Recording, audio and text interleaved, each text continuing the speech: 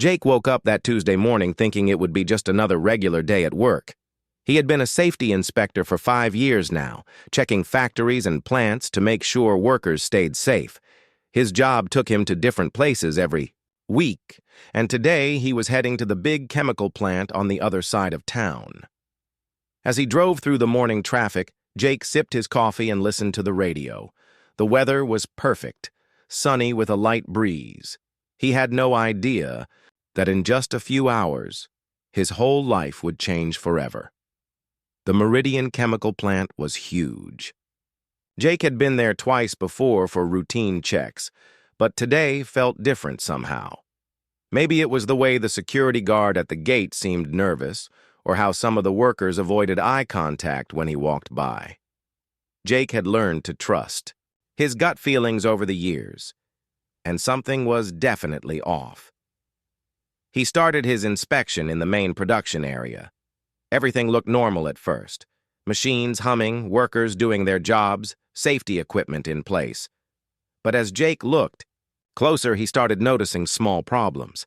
A valve here wasn't properly sealed. A safety rail there had loose bolts. These might seem like tiny issues to most people, but Jake knew that in a chemical plant, small problems could quickly become big disasters. As he made notes on his tablet, Jake heard someone speaking in another language behind him. He turned around and saw a young woman in a lab coat talking rapidly on her phone. She looked worried, almost scared. When she noticed Jake watching, she quickly ended her call and walked over to him. "You are the inspector, yes?" she asked with a thick accent. Her English was good, but clearly not her first language. "I am Dr. Isabella Rodriguez. I work in the research department." Jake introduced himself and shook her hand. Isabella seemed jumpy, like she wanted to tell him something but wasn't sure how. She kept glancing around nervously as if she was afraid someone might be listening. "Is everything okay here?" Jake asked gently. He had learned that sometimes workers wanted to report problems, but were scared of getting in trouble. Isabella bit her lip and looked around again. Maybe you should not check the East Wing today," she said quietly. "There are some repairs happening." This made Jake even more suspicious. In his experience, when someone tried to keep him away from an area, that was exactly where he needed to look. But he decided to play it cool for now. "I understand," he said with a smile. "Maybe you could show me the West Wing first then?" Isabella looked relieved and started leading him in the opposite direction. As they walked, Jake learned that she was from a small country in South America. She had come to work at the plant 6 months ago as part of a research exchange program. She was brilliant, had 2 degrees in chemical engineering and spoke 4 languages, but something was clearly bothering her. Every few minutes, she would check her phone or look over her shoulder. When other workers passed by, she would stop, talking until they were gone. After an hour of inspecting the West Wing, Jake had found several more safety problems. Nothing too serious yet, but enough to make him want to check that East Wing Isabella had warned him about. "I think I should take a look at the whole facility," Jake said casually. "It's part of my job to check everywhere." Isabella's face went pale. "Please," she whispered, grabbing his arm. "There are dangerous chemicals there. Maybe come back another day?" Now Jake was really concerned. "Isabella, if there's something dangerous, I need to know about it. That's why I'm here, to keep people safe." She looked around nervously, then pulled him into an empty storage room. "I cannot say much," she whispered, "but some things, they are not right. Someone has been changing things, making them unsafe on purpose." Jake felt his heart rate increase. "What do you mean? Who's been changing things?" "I found problems with equipment, important safety systems. Someone made them weak. I tried to tell my boss, but he said I was wrong. He said to mind my own business." "Isabella, this is serious. If someone is sabotaging safety equipment, people could get hurt badly." She nodded, tears forming in her eyes. "I know. I have been trying to document everything, but it is hard. I am just a visitor here. No one listens to me." Jake made a decision. "Show me what you found." I'm the safety inspector. It's my job to listen. Isabella hesitated for a long moment, then nodded. Okay, but we must be very careful. They left the storage room and headed toward the east wing. The area was quieter than the rest of the plant, with fewer workers around. Isabella led Jake to a section marked Laboratory C. In here, she said, unlocking the door with her keycard. This is where I found the worst problems. The laboratory was filled with complex equipment and tanks of chemicals. Isabella showed Jake several pieces of machinery that looked normal to him, but she pointed out subtle signs of tampering. Bolts that had been loosened, pressure valves that were set wrong, safety sensors that had been disabled. This is incredible evidence, Jake said, taking photos with his tablet. How long has this been going on? I think maybe 2 months, Isabella replied. I only noticed because I am new. I think someone who knows this place very well is doing it. They know exactly what to change to make accidents happen. Jake was about to ask more questions when they heard a strange sound, like metal creaking under pressure. Both of them looked up at the ceiling where a large pipe ran across the room. That sound, Isabella said, her voice full of fear.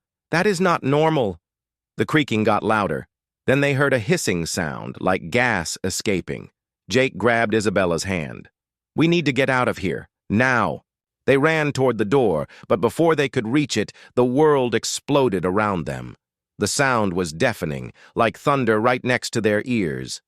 The floor shook violently, and Jake felt himself being thrown backward. In that split second, as pieces of the ceiling started falling down, Jake did something he would never forget. Without thinking about his own safety, he threw himself toward Isabella, covering her with his body just as chunks of concrete and metal crashed down where she had been standing. The impact knocked the breath out of him. Something sharp cut his shoulder, and he felt heat from chemicals splashing nearby. But all he could think about was protecting Isabella. Stay down! He shouted over the noise of alarms and falling debris. Don't move! Smoke filled the room, making it hard to see or breathe. Jake could hear Isabella coughing beneath him. He knew they had to get out fast. Chemical fires could spread quickly, and the air was getting toxic.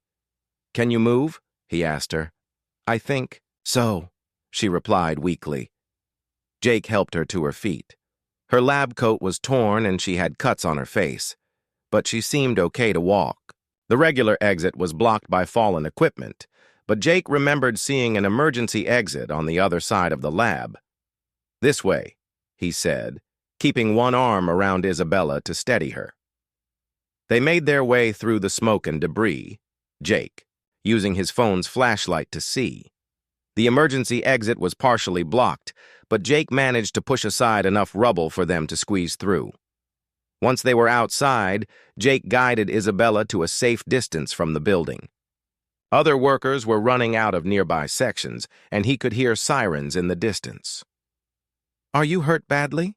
Jake asked Isabella, looking at her cuts and bruises. I will be okay, she said, but then she grabbed his arm. Jake, you saved my life. If you had not covered me? She didn't finish the sentence, but they both knew she was right. The place where she had been standing was now buried under tons of concrete and twisted metal. As paramedics arrived and started treating their injuries, Jake looked back at the damaged building. This was definitely not the routine inspection he had planned. But as he watched Isabella being checked by the medical team, he felt something he had never experienced before. He had always done his job to keep people safe, but this was different. This was personal. He had risked everything to protect someone he barely knew, and somehow, in that moment of crisis, everything had changed. Neither Jake nor Isabella knew it yet, but this explosion was just the beginning of a story that would bring together two different worlds and create a bond that would surprise everyone, including themselves. Jake woke up in the hospital 3 days later with bandages covering most of his left arm and shoulder. His head felt foggy from the pain medication, but the first thing he remembered was Isabella. Where was she? Was she okay? A nurse came in. to check on him just as he was trying to sit up. "Easy there," she said with a kind smile. "You've been through quite an ordeal. How are you feeling?" "There was a woman with me," Jake said urgently. "Isabella Rodriguez. Is she all right?" "She's in the room down the hall," the nurse replied. "She's been asking about you, too. She's got some cuts and bruises, and she breathed in some chemical fumes, but she's going to be fine. Thanks to you, from what I hear." Jake felt a huge weight lift off his chest. He had been having nightmares about the explosion, worried that he hadn't done enough to protect her. Later that day, when the doctor said he could walk around a little, Jake made his way to Isabella's room. He knocked gently on the doorframe. "Come in," Isabella called out. When she saw Jake, her face lit up with relief. "Jake, you are awake! I was so worried about you." She looked much better than he had expected. Her face had some small cuts that were already healing, and her arm was in a sling. But she was sitting up and seemed alert. "How are you feeling?" Jake asked, pulling up a chair next to her bed. "Much better now that I see you are okay," Isabella said. "The doctors told me what you did. You threw yourself on top of me when the ceiling was falling. You could have been killed." Jake felt embarrassed by her gratitude. "Anyone would have done the same thing." "No," Isabella said firmly. "Not anyone. You risked your life for someone you barely knew." Over the next few days, Jake found himself visiting Isabella every morning and evening. At first, he told himself it was just because he felt responsible for her well-being. But gradually, he realized he genuinely enjoyed talking with her. Isabella was incredibly smart and had fascinating stories about her home country. She told him about the mountains where she grew up, the small university where she first studied chemistry, and her dream of making industrial processes safer for workers everywhere. "That is why I came here," she explained during one of their conversations, "to learn new methods and take them back to help my people." On the fourth day, something unexpected happened. Jake was sitting with Isabella when a large group of people suddenly filled her hospital room. There were older adults, younger people, and even some children. They were all talking excitedly in Spanish, hugging Isabella and looking at Jake with expressions he couldn't quite understand. "My family," Isabella explained with a somewhat nervous smile. "They flew here as soon as they heard about the accident." An older woman, clearly Isabella's mother, approached Jake. She spoke rapidly in Spanish to Isabella, who translated. "She wants to thank you for saving my life," Isabella said. "She says you are a hero." But then something strange happened. The older woman took Jake's hands in hers and spoke again, this time with tears in her eyes. The whole room went quiet, and everyone was staring at Jake. "What did she say?" Jake asked, confused by the sudden change in atmosphere. Isabella looked uncomfortable. "It is difficult to explain in English. My family, we have very old traditions. When someone saves a life like you did, especially when it is a man saving a woman, it creates a special bond." "What kind of bond?" Jake asked. Though he was starting to get a strange feeling about where this was going, an elderly man stepped forward. This was clearly Isabella's grandfather. He spoke in heavily accented English. "Young man," he said seriously, "in our culture, what you did is not just heroic. It is sacred. You protected our Isabella with your own body. You were willing to die for her." Jake nodded, still not understanding where this was leading. The grandfather continued. "When a man risks everything to save a woman's life, when he shows such courage and selflessness, our people see this as a sign that the spirits have chosen them for each other." Jake felt his heart skip a beat. "I'm sorry, what exactly are you saying?" Isabella's mother spoke again, and Isabella translated reluctantly. "She says that by our traditions, you are now considered my intended husband." The words hit Jake like another explosion. "Your what?" "I know it sounds crazy," Isabella said quickly. I tried to explain to them that things are different here, that we barely know each other, but they see what happened at the plant as fate bringing us together. Jake looked around the room at all the faces staring at him expectantly. These people seemed to genuinely believe that the explosion had somehow made him and Isabella destined to be together. "This is a lot to take in," Jake said slowly. Isabella's grandmother, a tiny woman with sharp eyes, stepped forward and patted Jake's cheek gently. She spoke in Spanish and Isabella translated. She says, "You have the heart of a warrior and the soul of a protector." She says these are the qualities our people value most in a husband. Over the next few days, Isabella's family practically moved into the hospital. They brought homemade food, traditional music, and enough flowers to fill 3 rooms. Jake found himself surrounded by people who treated him like he was already part of the family. It was overwhelming, but also oddly comforting. Jake's own family lived far away, and he had always been something of a loner. These people welcomed him with such warmth and genuine affection that he couldn't help but be touched. But the real revelation came when Isabella was finally feeling well enough to tell Jake the full truth about what had happened at the plant. "Jake," she said one evening when they were alone, "I need to tell you something important. The explosion was not an accident." Jake had suspected as much, but hearing it confirmed still shocked him. "What do you mean?" Isabella pulled out a small notebook from her bedside table. "I have been documenting everything for weeks. Someone has been deliberately weakening safety systems throughout the plant. They wanted accidents to happen." "But why would someone do that?" "Money," Isabella said sadly. "I think it is insurance. Fraud. If there are enough accidents, the plant owners can collect huge insurance payments. They do not care that workers could be hurt or killed." Jake felt anger building inside him. "Do you know who's behind it?" "I have suspicions, but I need more proof. That is why I was in Laboratory C that day. I was trying to get evidence." As Isabella showed Jake her notes and photographs, he realized just how much danger she had been in. Whoever was behind this scheme would not have wanted her exposing their plan. "Isabella," Jake said seriously, "we need to take this to the authorities. This is bigger than just safety violations."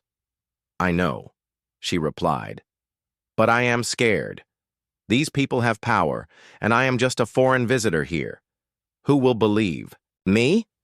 "I'll believe you," Jake said firmly, "and I'll help you prove it." As Jake looked at Isabella, sitting there with her evidence of corporate corruption, her family's expectations weighing on her shoulders, and her determination to do the right thing despite the risks, he realized something had changed inside him. Maybe it wasn't fate or tradition that had brought them together. Maybe it was just chance and timing.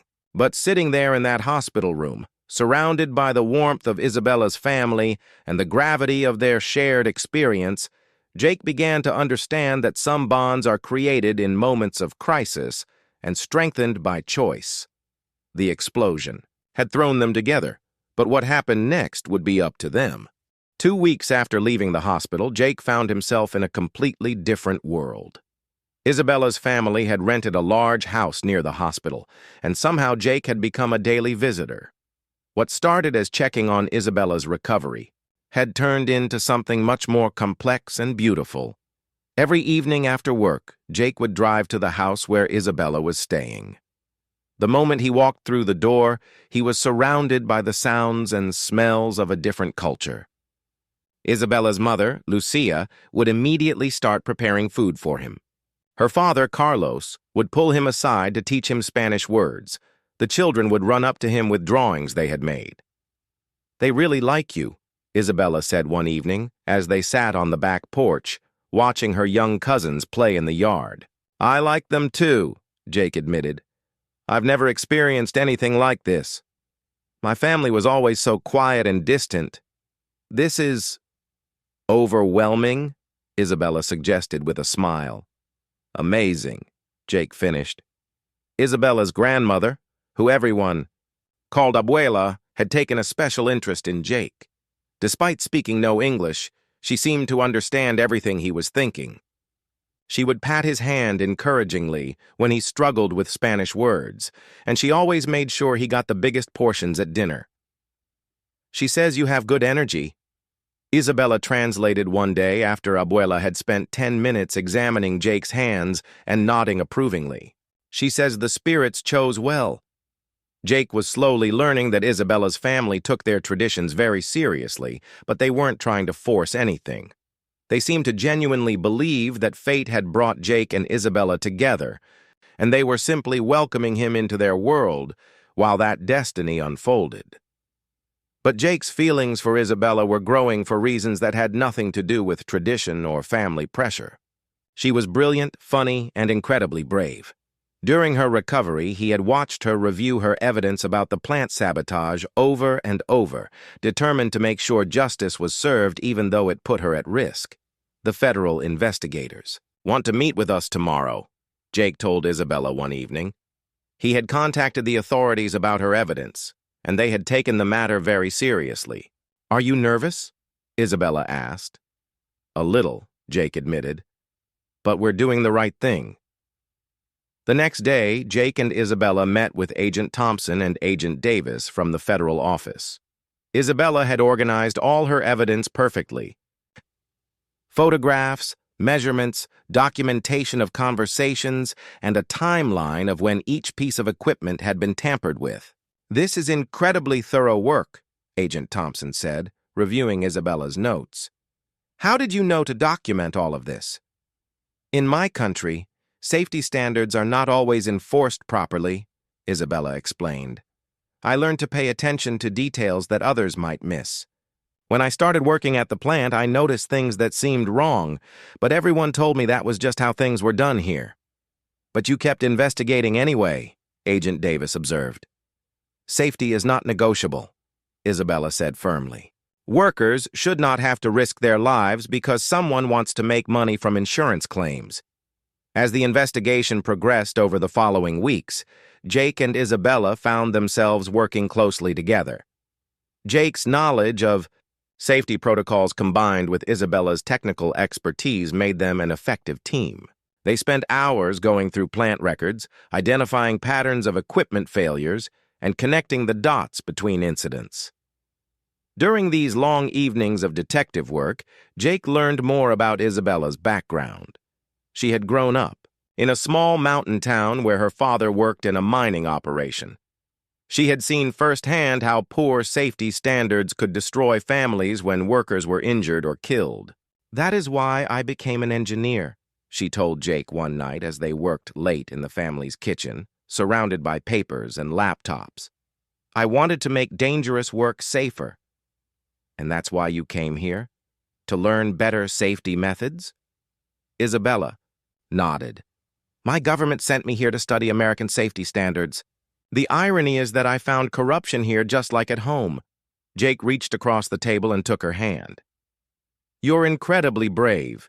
You know that?" Isabella smiled, but then her expression became serious. "Jake, there is something I need to tell you. My visa expires in 6 weeks." Jake felt his heart sink. 6 weeks? But the investigation... "The investigators said they can get me a temporary extension to testify, but after that," Isabella shrugged sadly. "I have to go home." This news hit Jake harder than he expected. Over the past month, Isabella and her family had become such an important part of his life that he couldn't imagine going back to his old routine. That weekend, Isabella's family organized a traditional celebration to thank Jake for saving Isabella's life. They cooked for 3 days, invited friends from their community, and prepared special ceremonies. Jake watched as Isabella danced with her cousins, laughing and speaking rapidly in Spanish.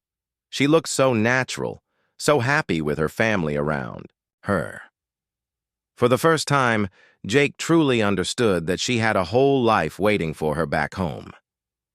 "You love her," Abuela said in broken English, sitting down next to Jake at the celebration. Jake was startled. He hadn't known Abuela spoke any English at all. "She loves you too," Abuela continued with a knowing smile. But love is not always enough. Sometimes love requires sacrifice. What kind of sacrifice? Jake asked. Abuela pointed to Isabella, then to Jake, then to her heart. You must decide what matters more, your life here or life with her. That night, Jake couldn't sleep. He kept thinking about what Abuela had said. His whole life was here, his job, his apartment, his friends.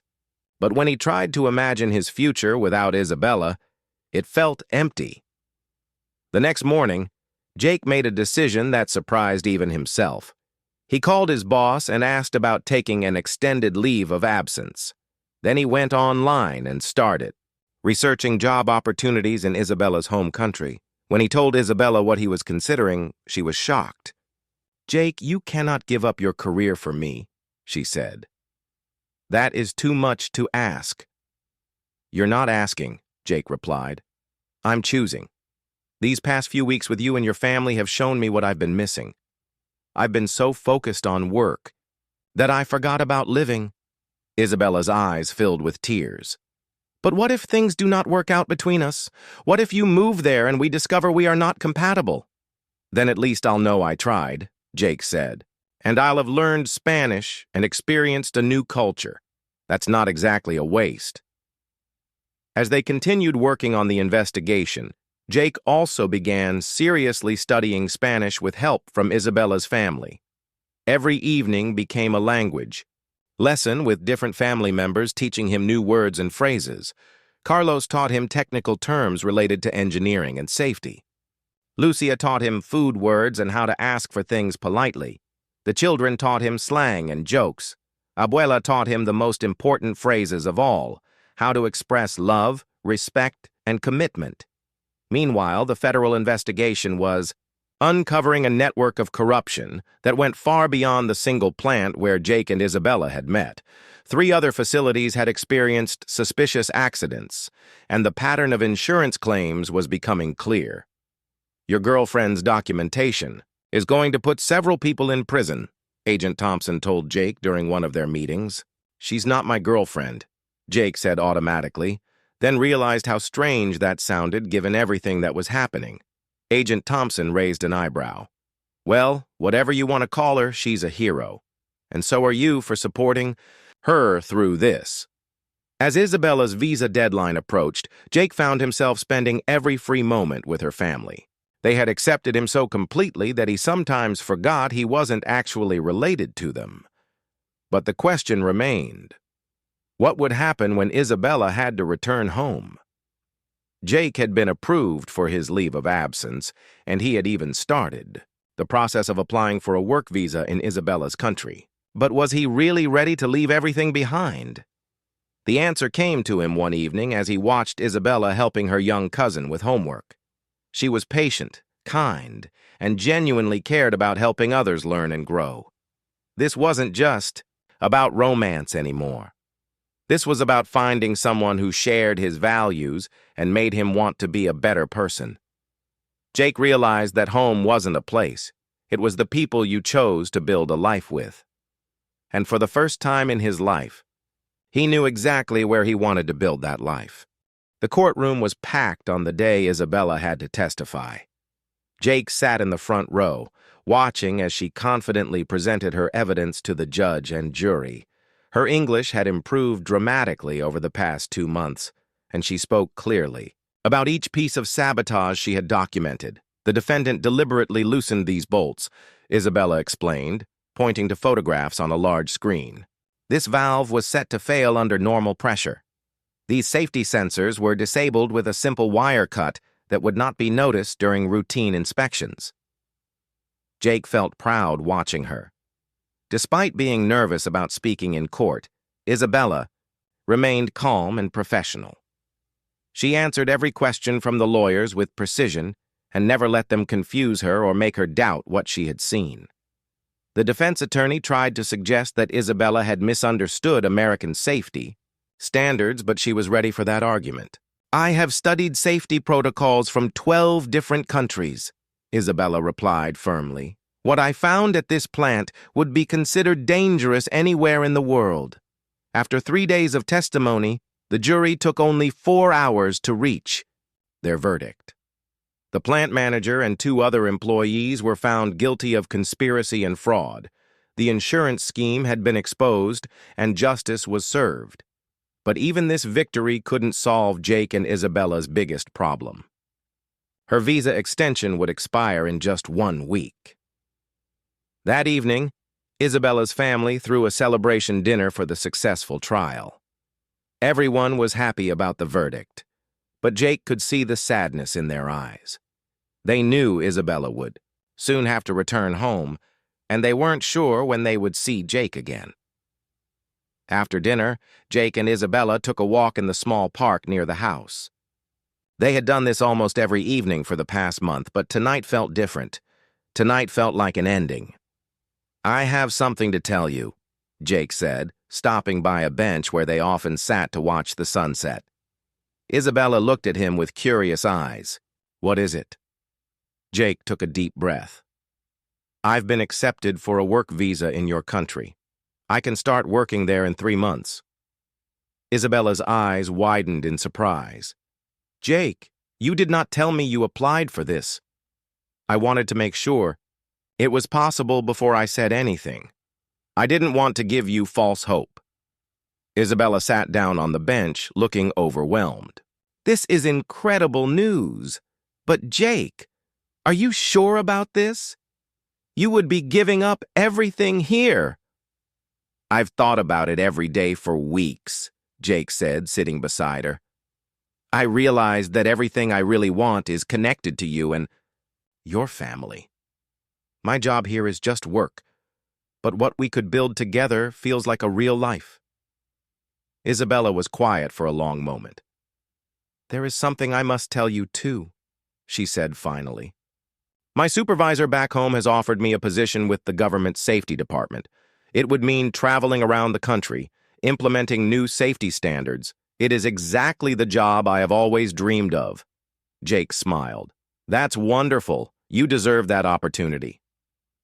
"But Jake," Isabella continued, "it would also mean I would be very busy. Sometimes I would be away for weeks at a time, and the pay is not very good. We would not have an easy life." "I don't need an easy life," Jake replied. "I need a meaningful one." Isabella turned to face him fully. "Are you sure you are not just doing this because of my family's traditions? Because you feel obligated somehow?" This question had been bothering Jake too. How could he be sure his feelings were real and not just influenced by the dramatic way they had met and the pressure from Isabella's family? "Can I tell you something?" Jake said.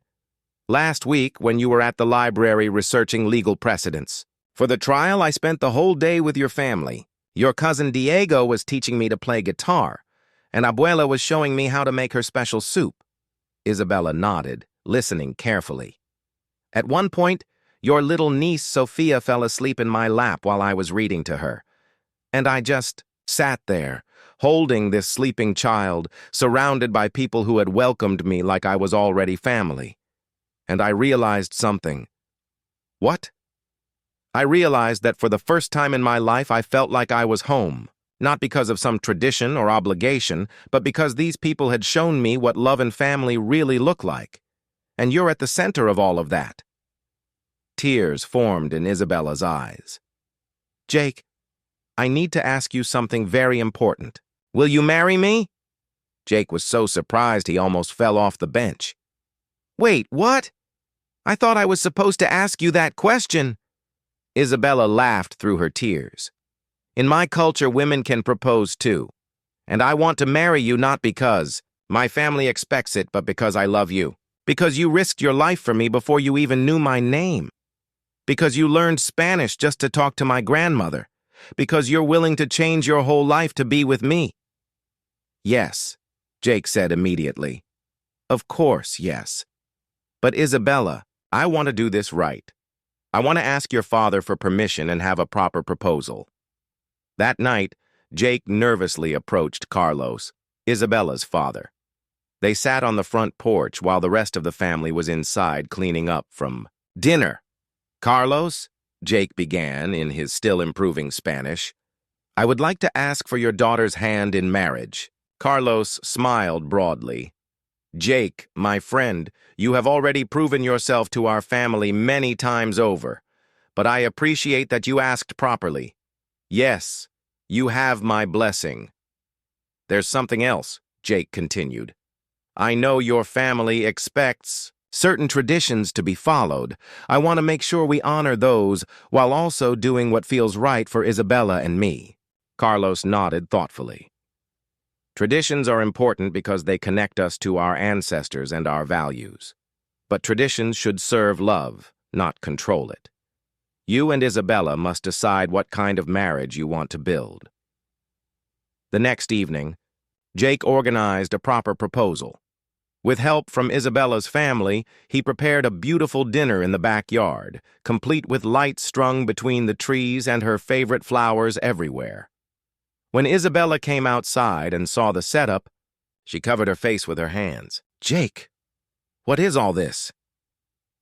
"This is me asking you properly," Jake said, getting down on one knee. "Isabella Rodriguez, will you marry me? Will you let me spend my life learning about your culture and your dreams? Will you teach me to be brave like—" "You are?" "Yes," Isabella whispered. Then louder, "Yes, of course, yes." The whole family came running outside, cheering and crying. Abuela appeared with a bottle of champagne that she had apparently been saving for exactly this moment. But even in the middle of all the celebration, Jake and Isabella knew they still had practical problems to solve.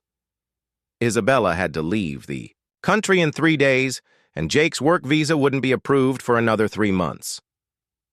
"We will make it work," Isabella said as they danced to music that Carlos was playing on his guitar.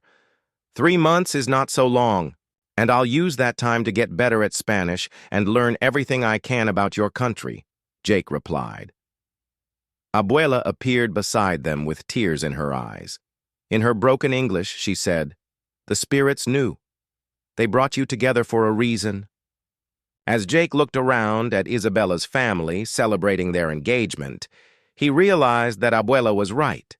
Maybe it wasn't spirits or fate, but something had definitely brought them together, and now they were choosing to stay together, not because of tradition or obligation, but because they had found something worth changing their lives for. The next few days passed quickly. Isabella packed her belongings while Jake helped her organize all the legal documents from the trial. They would need these records for future safety inspections and investigations. On Isabella's last day, the whole family went to the airport, together. Jake had never experienced such an emotional goodbye. Everyone was crying, even the men who had tried to stay strong. 3 months, Isabella whispered as she hugged Jake tightly.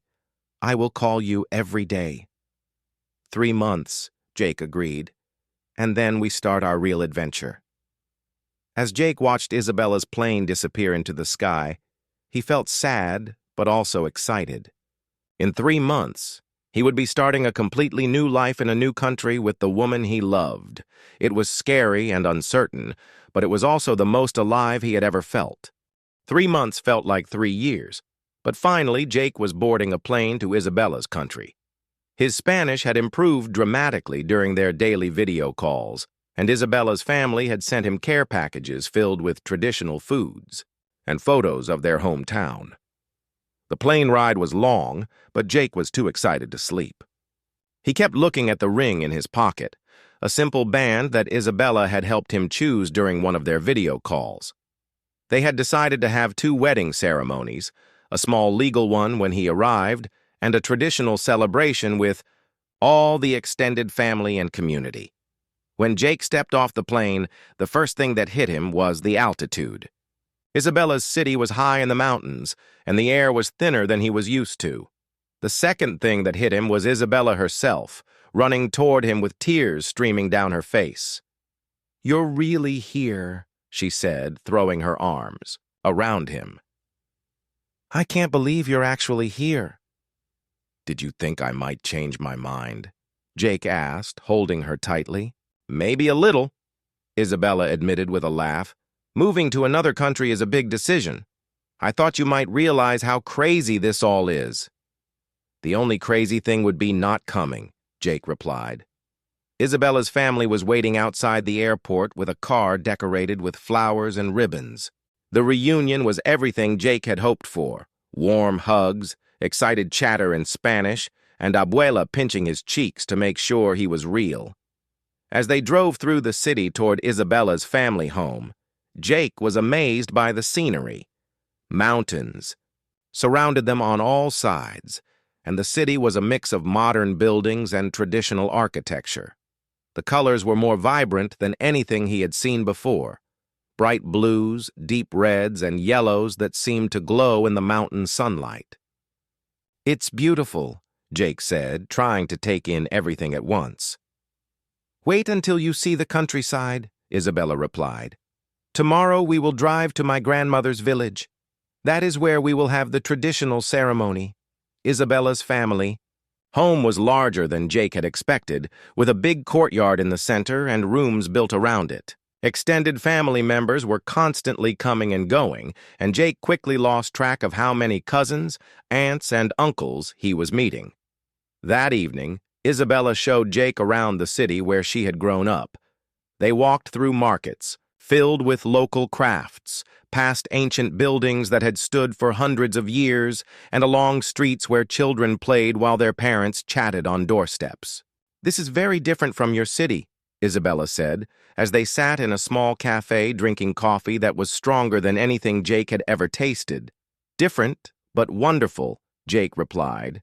"I can see why you love it here." "And your job interview is next week," Isabella reminded him. "Are you nervous?" Jake had already arranged to interview with a company that did safety consulting for mining and manufacturing operations throughout the region. His experience with industrial safety, combined with Isabella's reputation from exposing the corruption back in the United States, had made him an attractive candidate. "A little nervous," Jake admitted, "but also excited. The work they do here sounds really meaningful."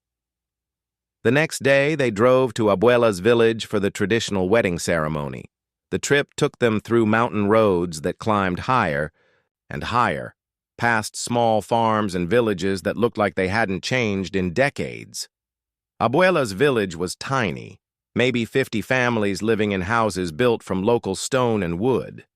But what the village lacked in size, it made up for in heart. When they arrived, it seemed like the entire population had gathered to welcome Jake and celebrate the wedding. The ceremony took place in the village's central plaza under a canopy of flowers that the women had spent days preparing. Jake wore traditional clothing that Isabella's uncle had made for him: white cotton pants and shirt with intricate embroidery that told the story of their courtship.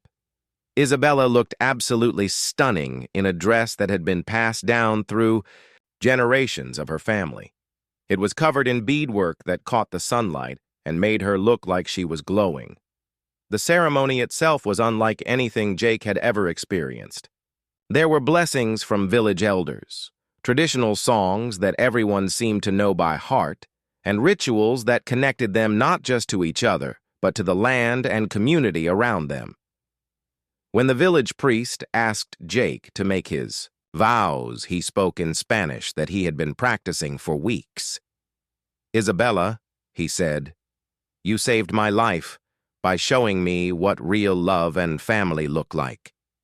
You taught me that home is not a place, but the people you choose to build a life with. I promise to honor your culture while adding my own traditions. I promise to support your dreams and build new dreams together. I promise to be brave like you taught me to be." There wasn't a dry eye in the plaza, including Jake's own. Isabella's vows were just as emotional. "Jake, you risked everything to protect me before you even knew my name. You left your whole life behind to be with me. You learned our language and embraced our traditions. You showed me that love is not just about finding the right person, but about choosing to grow together every day." After the ceremony, the celebration went on until dawn. There was traditional music, dancing, and more food than Jake thought possible for such a small village. Children ran around playing games while adults told stories and shared memories of other weddings and celebrations. Abuela found Jake during the party and took his hands in hers. "You belong here now," she said in Spanish. "This is your family, your home." "Thank you," Jake replied in Spanish. "Thank you for welcoming me." A week later, Jake got the job with the safety consulting company. His first assignment would be traveling to remote mining operations to assess their safety protocols and train workers on proper procedures. "It's perfect," Isabella said when he told her the news. "We will both be traveling for work, but we can coordinate our schedules." Isabella had started her new job with the government safety department and was already making plans to implement new standards at industrial sites across the country. "We're going to make a real difference here," Jake said, as they sat on the roof of Isabella's family home, looking out at the mountains under a sky full of more stars than Jake had ever seen. "Together," Isabella agreed. "Everything is better when we do it together." 6 months later, Jake and Isabella were working on their first joint project, a comprehensive safety overhaul at a large manufacturing plant. Isabella handled the technical, engineering aspects while Jake focused on training workers and implementing new protocols. "Remember when we met?" Isabella said one day as they reviewed safety reports in their shared office. "You mean when you tried to keep me away from the East Wing?" Jake replied with a grin. "And you were so stubborn that you insisted on checking everything anyway. Best stubborn decision I ever made." They had found a rhythm in their new life together. When Isabella traveled for work, Jake would stay with her family and continue improving his Spanish. When Jake was away at remote mining sites, Isabella would work on new safety regulations and visit friends in the city. Every evening, when they were both home, they would sit with Isabella's family for dinner, sharing stories about their work and planning future projects. Jake had become particularly close to Isabella's father, who had started teaching him traditional woodworking techniques. "You know what I love most about our story?" Isabella said one evening as they walked through the same market where Jake had first experienced her city. "What's that?" "It started with an explosion, but it built into something steady and strong. We didn't just fall in love in a moment of crisis. We chose to keep loving each other through all the ordinary days, too." Jake stopped walking and pulled Isabella into his arms, right there in the middle of the busy market. "I love you, Mrs. Isabella Rodriguez Johnson," he said, using the hyphenated name they had decided on together. "I love you too, Mr. Jake Rodriguez Johnson," she replied. As they stood there kissing in the mountain sunlight, surrounded by the sounds and smells of Isabella's homeland that had become Jake's homeland too, Jake thought about how unpredictable life could be. One routine safety inspection had changed everything, but the real magic hadn't been in that dramatic moment of the explosion. The real magic had been in all the choices they had made afterward. To trust each other, to learn from each other, to build something new together while honoring what they each brought from their pasts.